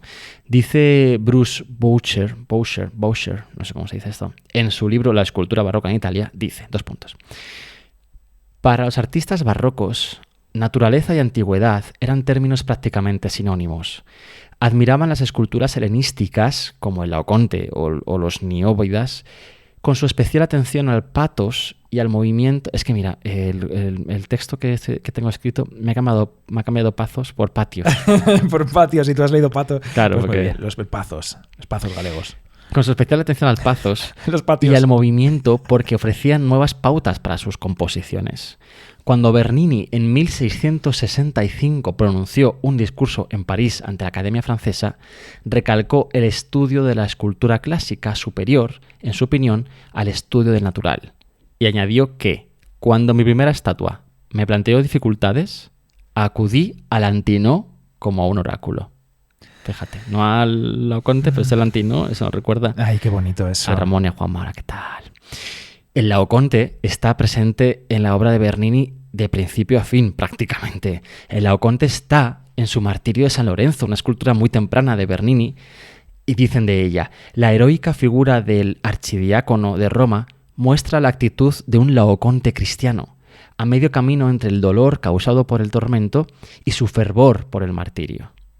También en los grupos de la Borghese o en la Fuente de los Cuatro Ríos, acuérdate de esos ríos así retorcidos con el brazo hacia atrás, en fin. Sí. Rubens también toma el Laoconte como referencia, lo estudia, lo dibuja. A través de Rubens, por ejemplo, lleva a Van Dyck como consecuencia directa, ¿no? En fin, Laoconte por todos los lados. Laoconte, venga Laoconte.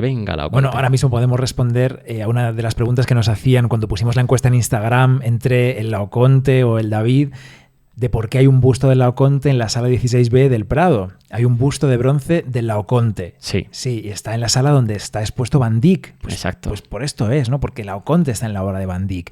Claro. En la coronación de espinas, en la serpiente de metal. Bueno, ahí está. Bueno, ahí porque está Laoconte, claro, Laoconte se convierte en Cristo, Cristo en Laoconte. Laoconte va a ser el modelo que van a utilizar muchísimos artistas a partir de ese momento para representar lo que te decía antes, la figura doliente más famosa, Cristo. Entonces la cabeza, la cara, el cuerpo incluso de Laoconte se va a estar presente en la obra de muchísimos artistas. Y de hecho, ese busto, podemos hablar un poquito de él, ese busto que está en el Museo del Prado. Siempre... No, ¿todavía no quieres? No hables de eso. No, porque está relacionado después con otra cosa. Vale. No me mientas más. Vale. Nos lo guardamos. Sí, no. Lo reservamos, como en las recetas. Ponemos el busto y lo reservamos para luego. Exacto, apartado en un bol aparte, ¿vale? Manchas un plato más solo para eso. Lo que te decía, Laoconte es por todos los lados, incluso en términos de parodia. Cuidado, ¿eh? Pero a saco, venga Laoconte. Hay gente que se acercaba a él, lo interpretaba para crear sus nuevas obras, como todos estos que acabamos de comentar. Para expresar algo que no sabían ellos quizá cómo expresar antes, hasta verlo. Para ¿no? tener referencias, ¿no? Y crear unas obras de arte nuevas partiendo del Laoconte. Pero otros no. Pero también había gente que simplemente lo copiaba, literalmente. Tanto es así que... Espera. Me estoy acordando de que he visto un cuadro de Alessandro Alori que representa literalmente la escultura del Laoconte en un interior arquitectónico que da a una galería con un paisaje de mar y montaña al fondo y ya, el Laoconte pintado. Y a mí me gusta Alessandro Alori, pero al verlo he pensado, bueno, ¿qué aporta pintar al Laoconte? Sin ¿Está más, en una ¿no? habitación con un paisaje al fondo como si fuera la Mona Lisa? Pues nada, porque es una cosa muy ñoña y muy pastelosa. ¿Qué aporta? Parece de Mengs. Pues mira, Tiziano Tiziano criticó cultamente a aquellos que precisamente se acercaban a la antigüedad en general y al Laoconte en particular solo para copiarlo, sin intención de imitar, que para ellos era diferente, ¿no? La imitación parte, ¿no? Claro, parte de una aproximación crítica del pasado, ¿no? Se acercan al pasado y lo interpretan, como decimos, para crear obras de arte nuevas. Sin embargo, otros no. Y Tiziano, en un diseño que luego grabó Niccolò Boldrini... Sobre un diseño de Tiziano, ¿no? Sí. Uh-huh. En un grabado que está hoy en el British Museum y que data de 1540-45, odio lo de data, pero mira, lo he dicho así. Falomir dice que en este grabado Tiziano muestra una crítica a la copia servil, precisamente, ¿no? Que la copia servil era criticable y Tiziano aquí lo hace convirtiendo las figuras del grupo del Laoconte en monos. O sea, este grabado muestra el grupo del Laoconte, pero en vez de haber hombres, en vez de estar Laoconte y sus hijos, hay 3 monos, 3 simios siendo agonizados por las serpientes, ¿no? Uh-huh. Como lo que hace luego Teniers, ¿no? Claro, y parece ser que hace referencia con esto a una asociación ya muy conocida de los monos con los artistas imitadores y sin imaginación, ¿no? En fin, se ha interpretado este dibujo, este grabado de muchas otras maneras, de muchas formas, pero bueno, esto es lo que dicen. Sí. Esto no quiere decir que Tiziano no quisiese, no amase el Laoconte, evidentemente sí lo incorpora, como ya hemos dicho, en su obra. Hombre.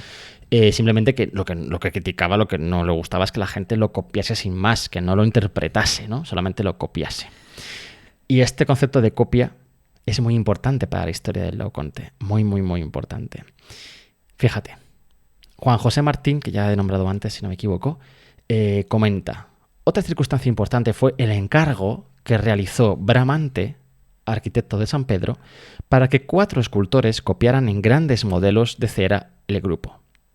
Esto sucedió hacia 1510, o sea, nada, poquísimo después. Sí. Se eligió a Rafael para que juzgara estos 4 modelos y se inclinó por el que había hecho Jacopo Sansovino. Este modelo fue vaciado en bronce por orden de cardenal Grimani, y pasó en 1534 a Francia.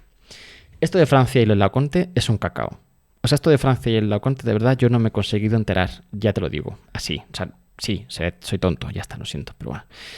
¿Es complicado o qué? O sea, los franceses siempre han tenido como una fijación con esta estatua, esta escultura, y mira, yo no sé, o sea, que la querían todo el rato. Es que ellos tienen como unas... Históricamente, en Francia se tiene como una necesidad de poseer lo que no es suyo, ¿no? Así como constantemente llevarse cosas todo el rato. Y lo hace con el Laoconte.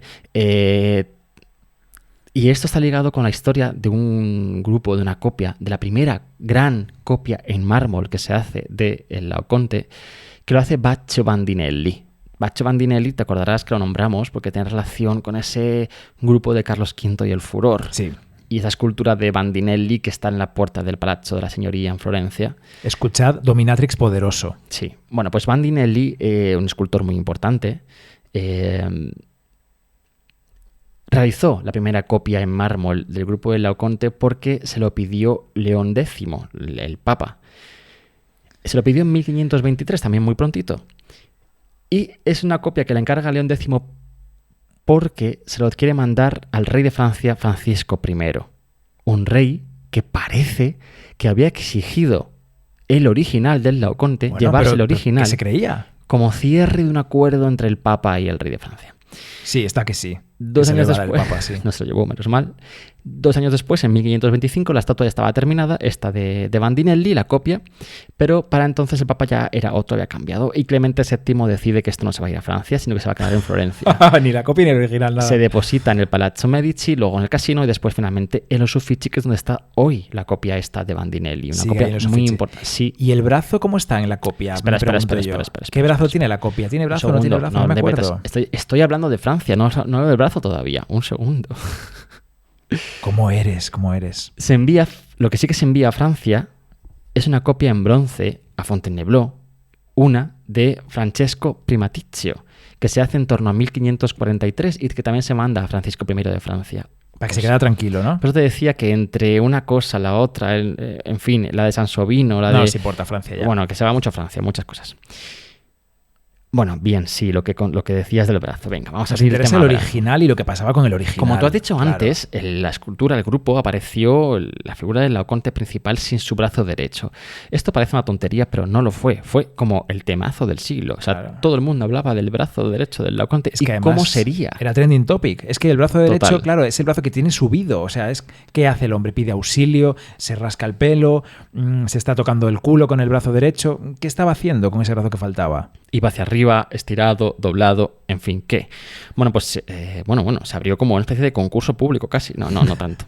Pero ahí todo el mundo opinaba, no solamente en forma de opinión verbal, sino que, bueno, se hacían dibujos, estampas, cada uno en su interpretación. Pues, por ejemplo, yo hago el Cristo de la Capilla Sixtina, soy Miguel Ángel, y entonces yo le pongo un brazo como yo creo que, por ejemplo, lo podría tener la figura del Laoconte. Miguel Ángel iba muy cercano a cómo era el brazo realmente. Y Bandinelli, de la copia de mármol, era otro de ellos que se acercó bastante.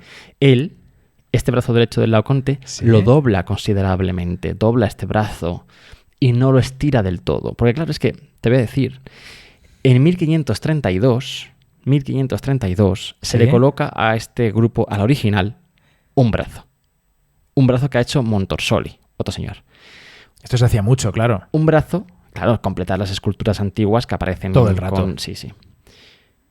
Un brazo que está completamente estirado, que sujeta la serpiente, por un punto de la serpiente. Sí, se inventaron un trozo de serpiente como enroscada al brazo, Claro, como bueno, dice Virgilio, bueno, claro. es que aquí está también la serpiente. Claro, sí, o sea, bien, se inventan el brazo y la serpiente como es lógico. Con él. Pero con el brazo completamente estirado, ¿no? No lo dobla, no tiene ni... O sea, totalmente estirado. Este brazo, si no versiones parecidas de este brazo siempre estiradas, van a estar en el grupo del Laoconte, en el original, hasta 1957-1960. ¿Tanto? Hasta antes de ayer. El brazo original, finalmente, te voy a decir, y esta es otra de esas historias que te decía antes que todos queremos vivir alguna vez. El brazo original aparece. O sea, el brazo que hoy veis en las fotos del Laoconte, ese brazo derecho que se dobla radicalmente, vuelve radicalmente hacia la cabeza del Laoconte. Con el bíceps ahí apretado. Sí. Ese brazo que yo pongo mucho en las fotos de Instagram, por cierto, o en las historias y eso. Ese brazo aparece en Roma, en un taller de cantería en Vía La Vicana. A punto de cargárselo. 1906. En 1906, justo 400 años después de la aparición de la escultura. Ahí estaban los sospechosistas pensando ya, ¿por qué justo 400 años después aparece el brazo perdido? Exacto. Pues así es. Aparece, lo encuentra un señor que se llama Ludwig Pollack. Hoy no te has hecho la grabación como en el capítulo de Peter Huyer y David Bognarovich. No, Ludwig Pollack, quien lo localizó en este taller de cantería de Vía La Vicana en Roma y lo dona directamente, que majo él, por cierto, a los museos vaticanos. Lo dona directamente para que se lo coloquen. Esto lo dona en 1906 y hasta 1960 no se le pone este brazo derecho. Están ahí pensando mucho. Cerca de donde está ahora mismo, ahí en el Belvedere, colocada esta escultura, hoy en día con su brazo dobladito. Cerca en la pared se puede ver el brazo estirado que ha estado tanto tiempo en él, ¿no? Otro asunto de debate no solamente ha sido el brazo, que esto de verdad parece una tontería, pero no, o sea, no sabes. Ha sido ese grito que tú decías antes que tanto emite el Laoconte, o que sí o que no. ¿Y por qué ha sido asunto de debate el grito? Lo hemos nombrado muchas veces, ¿no? Cuando hablamos de literatura que habla del Laoconte, lo hemos nombrado, la figura que grita, porque tiene la boca semiabierta. Pues ha tenido tinta y tinta con el tema del grito. En el siglo XVIII, que también nunca hablamos del siglo XVIII, o sea, del siglo XIX nos metemos con el siglo XIX, pero el XVIII es que ni se menciona en esta mesa, porque es que bueno, en fin. Es que el XVIII es difícil, ¿eh? Ya tengo más haters todavía. Bueno, en el siglo XVIII se establecen discusiones entre historiadores del arte alemanes, que sabes que la historia del arte en Alemania se investiga mucho en el siglo XVIII. Y se discute muchísimo sobre si el Laoconte grita o no grita. ¿Cómo son los alemanes, eh? ¿Cómo son? Es que es más importante de lo que parece, Bernardo. Es mucho más importante si la expresión es de dolor hacia afuera o es más bien contenida. Si son sus músculos, su pecho, su abdomen, los que muestran ese dolor, mientras el rostro no es más que una lucha por contener ese dolor, o si realmente ese rostro está sacando ese grito, ¿no? Winkelmann, que sabes que es un historiador muy importante, decía: no lanza ningún grito terrible como Virgilio atribuye a su Laoconte. Por el contrario, la abertura de la boca más bien indica un suspiro ahogado y comprimido, tal como lo describe Sadoleto. Lessing, otro alemán que está metido en esta discusión con Winkelmann en torno al grito del Laoconte, escribe un texto, el Laoconte o sobre los límites de la pintura y la poesía, y dice: el artista se proponía representar el más alto grado de belleza con la condición accidentada del dolor físico. El dolor físico, en toda su violencia y exagerando hasta la contorsión, no podía armonizar con con el grado de belleza. Por lo que el artista se ve obligado a atenuar el dolor, reducir los gritos en suspiros, no porque la acción de gritar denote bajeza de alma, sino porque desfigura el rostro de modo repulsivo. Bueno, esta discusión, ya te digo... Vamos, que combinaba mal una cara con un grito muy exagerado con el cuerpo en tensión. Sí, y son cuestiones para compensar altamente filosóficas de teoría del arte, que discuten si la belleza es compatible con esa suma violencia, ¿no? Estos teóricos prefieren defender que es precisamente la contención lo que representa el Laoconte, y esto la convierte en la escultura aún más importante. O sea, que su grandeza moral y formal está precisamente ahí, en que es muy agresiva y expresiva en el cuerpo, pero no tanto en la cara, ¿no? Y esto también lo que permitiría, por tanto, esa conversión del Laoconte en Cristo, porque Cristo tampoco grita, Cristo no se está quejando, sino que Cristo está sintiendo por dentro, ¿no? Resignado, está un poco resignado también. Bien, pues eso es lo que quieren decir esos alemanes, que no digamos tanto que grita, aunque sea un grito silencioso, sino que lo que está haciendo es otra cosa, ¿no? Bueno. Como aceptando un poco el castigo de los dioses, ¿no? Como, bueno, igual me lo merezco. Igual, ¿no? Exacto. Hemos pasado ya por Alemania, hemos pasado ya por Francia. Vamos a venir a España, si te parece bien. Venga. Y te voy a hacer un resumen rapidísimo para que veas que el Laoconte también es muy importante para la historia del arte español. Muy importante. Molto, moltísimo, muchísimo, mazo tronco. Hablar de Está cheto. Hablar de Carita Lloros. Hablar de Laoconte y de España es evidentemente hablar de quién. ¿Hablar de quién, señores? Hablar de Alonso Berruguete. ¡Hombre! Ese señor de Paredes de Nava. Me levanto. Hombre, claro, muy bien. Berruguete. Alonso Berruguete, 1490-1561. ¿Y por qué? ¿Por qué hablar de Laoconte en España es hablar de Alonso Berruguete? Déjame a mí que me ponga como quiera. Bueno, pues que dice Vasari sobre las copias que se hicieron en 1510. ¿Te acuerdas de las copias que hicieron en 1510 por indicación de Bramante? Ese concurso. Corre, que te corre. En el que Rafael dice, pues gana tal. Bueno, pues en ese concurso, cuidado, agárrate. ¿Qué curvas? Dice Vasari: Bramante ordenó a Sansovino que modelase un Laoconte en cera para fundirlo en bronce, e hizo el mismo encargo a Zaccheria di Volterra. Zaccheria di Volterra. El tráfico en la Maravilla, calle. maravilla. Estamos en plena calle Alcalá de Madrid. ¿Qué más queréis? Al español Alonso Berruguete y a Vecchio de Bologna.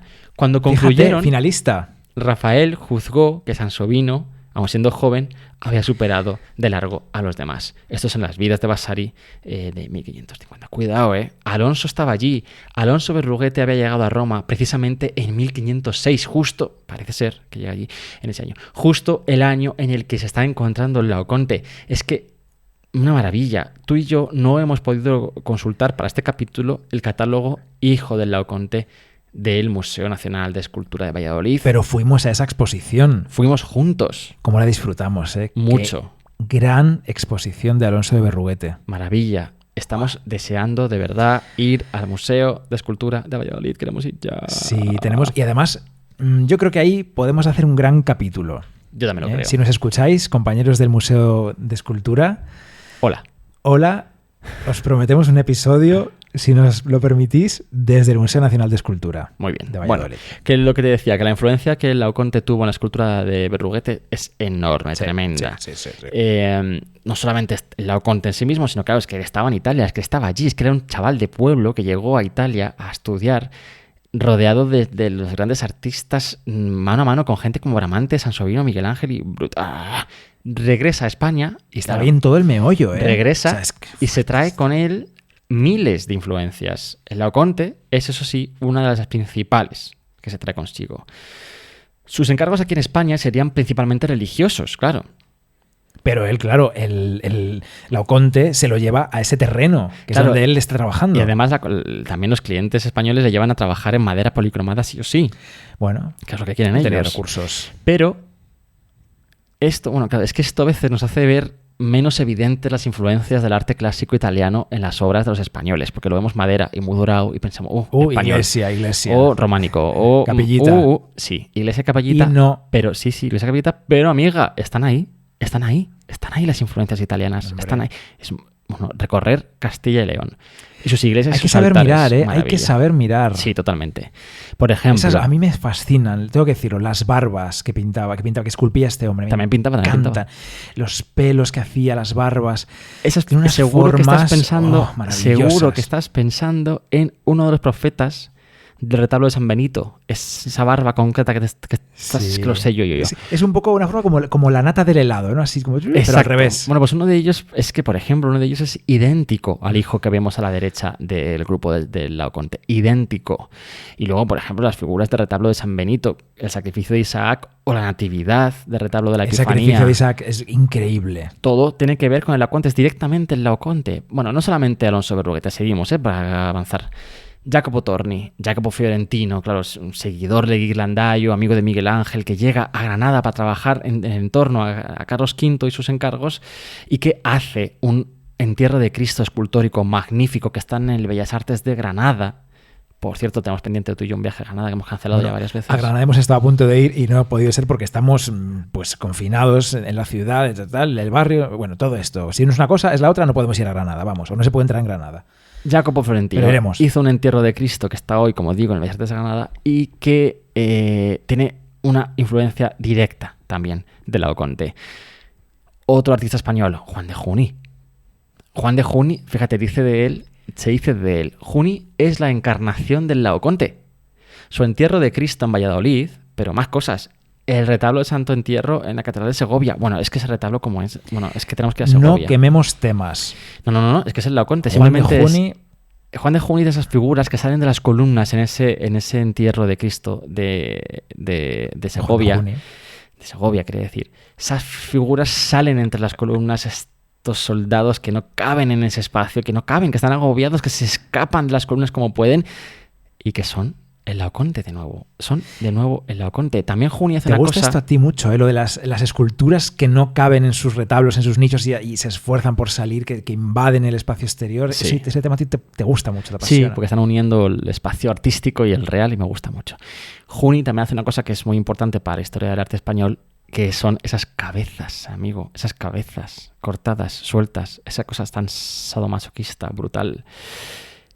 No fue el no fue el único, por supuesto. No fue el único, no. Por ejemplo, en el Museo de Escultura de Valladolid, volviendo allí otra vez, hay una de San Pablo, una cabeza de San Pablo, hecha por Juan Alonso de Villabrille y Ron, que ya es del siglo XVIII, mira el XVIII con algo bueno. O otra cabeza de San Juan Bautista también, que son literalmente la cabeza del Laoconte gritando. Esas cabezas que tienen, ¿sabes? Que se ven las venas y todos los huesecitos del cuello cortaditos encima de una bandeja con el pelo revoltoso por ahí puesto. Preciosas, sí, sí. Brutales, ¿no? Bueno, pues es que son la cabeza del Laoconte. Cuidado, cuidado. También en pintura, por ejemplo, el Greco. Tenemos al Greco y su Laoconte de 1610-1615. En este Laoconte del Greco, no solo el tema es evidentemente relacionado con el Laoconte de Roma, también la forma. Es un cuadro que está hoy en la National Gallery de Washington, que pudimos tener en Madrid, por cierto, en el Prado, en la exposición El Greco y la pintura moderna. Sí, el del Greco no es como el que he dicho de Alessandro Alori, no es un Laoconte literal pintado de la escultura, no. Es el tema del Laoconte que hemos contado, de Virgilio, contado a la manera del Greco. Total. Tan a la manera del Greco que la Troya del Greco es medio Troya, medio Toledo, más bien Toledo que Troya. Es más Toledo que Troya, efectivamente. Sí, entonces está el Laoconte ahí arriba con sus hijos, atacado por las serpientes, y otras tres personas ahí desnudas que no sabemos muy bien lo que hacen. Sí. Y al fondo abajo aparece Toledo. Y el caballo en la puerta. Y en medio el caballito. El caballo en la puerta de Toledo. Es una maravilla. El Greco hace lo que le sabe, coño. Está muy bien. Es maravilloso. Mi coño, mis normas, claro que sí. Velázquez. Cuidado, que llegamos a Velázquez en esta evolución, este repaso que te estoy haciendo del 40 al 1 por los artistas influidos que no influenciados, por el Laoconte en España. Velázquez trajo de Roma en 1653, entre otros, un vaciado del Laoconte realizado por Cesare Sebastiani. Este vaciado, que se sabe que llegó a Madrid en agosto de 1653, ahí con toda la calor, fue depositado en el Alcázar de Madrid. Alcázar de Madrid que, claro, se quemó. Antes de este incendio, Palomino pudo ver el Laoconte del Alcázar de Madrid, pudo ver este vaciado del Alcázar de Madrid, y dijo Palomino: las estatuas que entresacó de tan gran número fueron principalmente del troyano Laoconte, que está en el Belvedere. Sus dos hijos rodeados con intrincadas vueltas de dos serpientes que los ciñen con admirables enlazadoras. ¿Cómo escribía Palomino? Sí. De estas tres estatuas, la una está en acto de gran dolor, la otra de morir, la tercera de tener compasión. Compasión. Palomino se está copiando un poco de otros, Palomino, que te vemos. Palomino a veces mentía un poco, Tú y yo citamos, pero él no citaba a nadie. Palomino. No citaba. Palomino a veces también se inventaba las cosas un poco. El incendio, hombre, claro, sí. El incendio del Alcázar, según indica María del Carmen Alonso Rodríguez, en Nochebuena de 1734, destrozó gran parte de estos vaciados. Lo más fuerte, quizá lo peor para su integridad, debió ser la precipitada evacuación desde el palacio hasta el edificio del Picadero. El Picadero no es donde follaban, es otra cosa. Del vaciado del Laoconte solo quedaron, después del incendio, pequeños restos que entran en 1744 a la Real Academia de Bellas Artes de San Fernando, a donadas por el rey para el estudio de los artistas. Claro, ya hemos dicho que el Laoconte es fundamental para el estudio, el dibujo, todo esto. De hecho, en el Prado ahí se conservan dibujos hechos por, se cree, pensionados en Roma, claro, que ahora están en el Prado porque dibujaron del original. Exacto. Hoy en la Real Academia se conservan varias cabezas y torsos que ha sido, quizás que se piensa que son algunas partes de ese vaciado original que trae Velázquez, pero que están restauradas muchas veces, porque claro, del incendio quedaron fatal. Claro. Entonces está difícil de localizar. Pues la que esté más negra es la del incendio. También tienen, no porque están restaurados, también tienen un vaciado completo, grande, que se hizo en la Real Fábrica de Porcelanas de Madrid. Pero claro, la Real Academia pensionaba artistas que viajaban a Roma todo el rato en el siglo XVIII. Estudiaban y veían de cerca el Laoconte. Correcto. Era fundamental. Por ejemplo, Isidro Carnicero. ¿Carnicero? Sí, será, ¿no? Puede ser Carnicero, sí. Que nace en 1736, estuvo en Roma en los 60 y realizó una copia en barro cocido de la escultura que se envió a España y que está hoy también en la Rabás. Y aquí es donde quiero que expliques tú, Bernardo, rápidamente, la relación, el por qué está ese busto del Laoconte en el Prado, porque creo que tiene más que ver con todo esto. Sí, en el Prado conservamos dos bustos, dos cabezas del Laoconte en bronce. Uno de ellos suele estar expuesto en la sala de Van Dyck, en la sala 16B, sí, con el prendimiento de Cristo, con la coronación de espinas, y el otro suele estar guardado en almacenes. El que está expuesto podría ser un ensayo de fundición de la fábrica del Buen Retiro. La primera vez que aparece en los inventarios es en 1734. Y el otro, el que está guardado, se atribuye a un fundidor llamado Jerónico Ferrer, que trabajó primero en Roma entre 1649 y 1657 y ya al final de ese plazo en Madrid. Así que pudo trasladarse a España con un ayudante y hacer esos vaciados en bronce de modelos de yeso.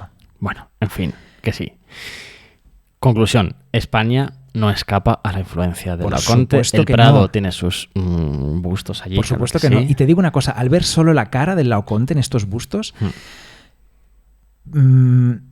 parece más pocho, ¿sabes? Lo veo un poquito pocho. Porque es verdad que a lo mejor necesita de su cuerpo para expresar todo lo que está expresando. Sí, yo también lo creo. Al ver la cara de los bustos, Sí. es verdad que el grito se queda un poco en... No, es que no hay grito, en un no hay ay, grito, no hay grito. eso, en un suspiro. Pero es El que no grito, lo hay, el grito no lo se hay. queda en suspiro y es cuando al ver Claro. solo la cara es cuando esa expresión Te das cuenta. puede ser Más de espiritual. miedo o de placer o una cosa espiritual, exactamente. grito, sí. Y me estoy acordando ahora, fíjate, estoy pensando ahora en la portada, otra vez, del libro de nuestra querida Hanya Nayahihara. Es verdad. Nayahihara, Tan poca vida, esa foto de Peter Hugyar, Que ya me lo he acabado, por cierto. de Orgasmic Man. Me lo he acabado. Te lo has acabado por fin, enhorabuena. Y me ha decepcionado el final. Solo diré eso. Ay, cómo eres. Sí. Bueno. ¿Sabes a quién no le... Esa portada también pasaba eso, ¿no? También. Esa portada, esa foto de Peter Hugyar también es placer, pero Sí. podría ser dolor. Pues De hecho, se tiene llama... que ver con el Laoconte. El título es Orgasmic eyaculación, Man, no sé ¿no? qué. Sí. Y sin embargo, parece... Yo lo interpreté como un dolor cuando lo estuve viendo. Claro. Correcto. De hecho, esto me recuerda una historia. Todo es el ¿sabes? Laoconte. Yo tuve una amiga a los 13, 14 años en el instituto. Tuviste una amiga. Tuve una amiga, tengo muchas. Pero a los 14 años tenía una amiga en el instituto que me preguntó un día, estos momentos de experimentación vital, ¿no? Y sexual, y me preguntó si nos dolía mucho al eyacular a los hombres. Anda. Porque claro, ya había visto alguna cosa en internet y pensaba que esas caras que poníamos los hombres a eyacular eran de dolor. Ay, te imaginas, ya se habrá enterado que no, supongo, espero. Bueno, Seguro que esto tiene algo que ver con Freud también y con el Eros y el Tánatos. En fin, bueno, sigamos. sí, ¿sabes? ¿A quién no...? Sí, a quién le encantaba también, ya lo he dicho antes, pero bueno, a quién le encantaba el Laoconte, le apasionaba. ¿A quién? Al tocapelotas número 1 de la historia. A Napoleón. A Napoleón. Un saludo para todos los franceses que nos escuchan en este capítulo. Que Estarán son muchísimos, encantados. seguros. En este capítulo Seguro. estarán encantados de escucharnos. Sí, será muchísimo. Bueno, si hay algo, sí que hay alguno que nos escucha desde París. O, ¿Ah, sí? Bueno, a ver, no pasa nada, ¿eh? Amamos Francia, es una cosa de bromitas. Bueno, aquí. hombre, que por supuesto que sí. Me encanta París. Claro, pero Napoleón llega allí a Italia y produce, ¿qué hace? Pues un expolio que te cagas, claro, un expolio brutal. En su primera campaña en Italia desde 1796 Es que Napoleón. ordena un saqueo absoluto y completo. Y Napoleón quería tener un museo universal en París. Ya sabes que quería convertir el Louvre en ese museo universal, reflejo en gran parte de su conquista de Europa, símbolo cultural de su poder, ¿no? Entre 1796 y 1814 saqueó Italia. Toda la producción de Rafael, por ejemplo. La mayoría de las obras, que no todas, serían devueltas a partir del Congreso de Viena de 1815. Este tema no lo vamos a quemar porque sí que queremos dedicar un tema algún día, un capítulo al concepto de saqueo, expolio y demás. Creo que es muy interesante. Sí, porque estaréis seguro que pensando algunos, no habéis dicho nada del altar de Pérgamo, que está en Berlín. Claro, Bueno, no vamos sí a lo he decir dicho nada ahora de antes. eso. Sí, exacto. O sea, sí que lo haremos algún día del expolio y de todo ese tipo de cosas, pero todavía Sí, Napoleón no. también se llevó de España, por ejemplo, la Mucho. Dama de Elche. Claro, por ejemplo. Muchas que cosas. Dama del Che. sinvergüenza. Dama del Che no, se llevó Napoleón. Que sí, que se le... Ah, no, perdón. Se llevó la Inmaculada de Murillo. Se llevó el... Bueno, y el sus Rafael, los Sí, la Rafaeles Dama de del Elche se Prado. vendió, es verdad, se vendió y luego se recuperó con la además es Inmaculada que- que se había dado él, es verdad. Claro, es que aún no se había encontrado en 1796 la Estoy Dama del ya, Che. es que solo veo Laocontes Es ya. fatal. Bueno, pues el caso es que llegan allí, entre otras cosas, llega, por supuesto, el Laoconte, llega a Italia. A París. Llega a París el Laoconte. Llega a París y, por ejemplo, el pintor Hubert Robert, un pintor y grabador francés del 18, horroroso, que se dedica a hacer paisajes y ruinas clásicas horribles y que Recreó, ¿no? también Recreó un tiene poquito algunas aquello. vistas del Louvre. Por cierto, tuvimos una obra suya en la exposición del Bicentenario. Ah, sí, de Hubert Robert. Sí, Ah, ya sé Sí. cuál es. La de la sala del museo, sí, claro. sí. Bueno, pues en una de ellas, en una de esas vistas Con del la Louvre... Inmaculada de Murillo dentro, ¿no?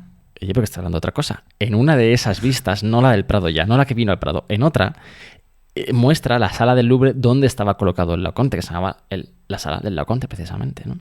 Y, bueno, hay un vaso súper bonito, bonito, no sé yo, de porcelana dura y bronce dorado que representa una escena de la llegada al Louvre de las obras maestras de Italia. Entre otras, está ahí puesto el Laoconte. El Laoconte aparece en ese dibujo, la pintura que aparece ahí, la procesión de obras de arte llegando al Louvre. Maravilla. Maravilla no, asco total.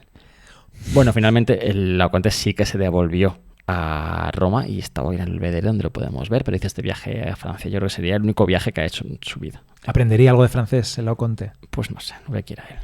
Ahora grita, suspira en francés. Con un grito. Para acabar, querido Bernardo, que ya llevamos más de 1 hora y 10 seguro. Más de hora y Nos da media igual también. ya. Si habéis llegado hasta aquí, no os vayáis porque ya estamos terminando. Para acabar vamos a decir que, por ejemplo, que en el siglo XX la influencia de Laoconte no es escasa, no es poca. Sigue aquí, sigue con nosotros. Aquí está Laoconte todo el rato conmigo y contigo y con todos. Por ejemplo, Dalí tiene una obra que se llama Laoconte atormentado por las moscas de 1965 y que es una cosa horrorosa y feísima, pero ahí está puesto el Laoconte. Andreu Alfaro es un escultor muy importante del siglo XX español que, entre otras cosas, y voy a decir este ejemplo porque lo conocéis muchos, los de Madrid al menos seguro, hizo la Puerta de la Ilustración, que no sé si por el nombre yo no sabía lo que era. Yo no sé lo que es. Esos anillos metálicos que están cubriendo la Avenida de la Ilustración, la M30, a su paso por el barrio del Pilar. Sí. Eso es. Pues esto es el señor Andreu Alfaro. Bueno, pues también tiene una serie de obras, de esculturas del 94 sobre el Laoconte.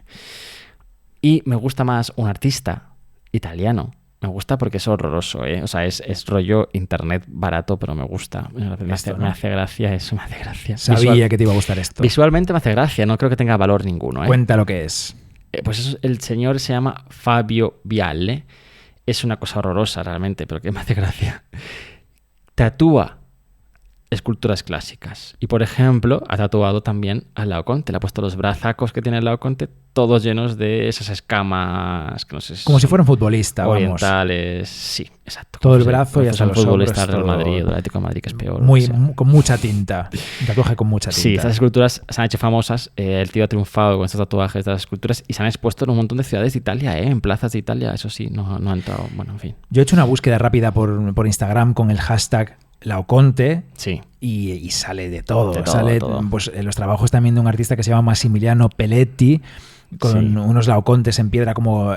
volcánica, ¿no? Como volcánica, sí. Desgastada. Desgastada, con mucho agujero. Erosionada. Tiene varios Laocontes, con ese tipo de piedra, solo los torsos. Me salen figuras del Laoconte en el que lo que se enrolla a su cuerpo no es una serpiente, sino un pene larguísimo. Hashtag Macrophallus. Pone cara de sufrimiento. Un Laoconte hecho en bronce dorado. Maravilla, precioso. Otro que es como una especie de lámpara. De fuego.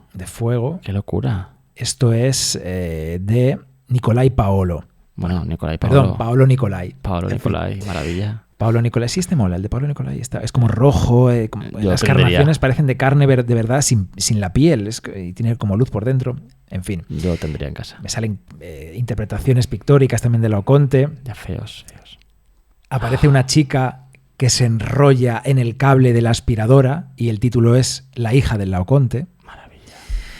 Influencers y sus influencias y sus inspiraciones. Sí. Bueno, buscad hashtag Laoconte en Instagram porque os lo vais a pasar bien. Y ya te decía yo antes, mis propias fotos también son un poco... Mira, la próxima foto que suba a Instagram voy a poner el hashtag Laoconte, ya te lo digo.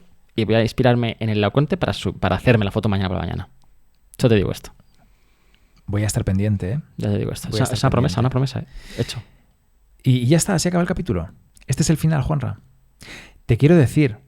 Con el Laoconte, ¿sabes? Me he sentido como esta artista, esta pintora, Dorotea Tanning. ¿Te acuerdas cuando fuimos a su exposición en el Reina Sofía? Ese autorretrato de Dorotea Tanning, con los pechos al aire, abriendo una puerta. Y a continuación aparecía otra puerta y otra puerta y otra puerta. Pues con el Laoconte me siento así, que tienes el Laoconte y a través de él se abre una puerta. Y otra. Después 2, después 3, después 4.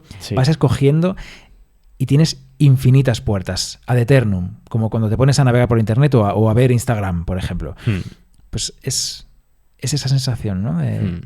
Siempre habrá puertas que abrir con el Laoconte, todo es el Laoconte. Claro. Sí.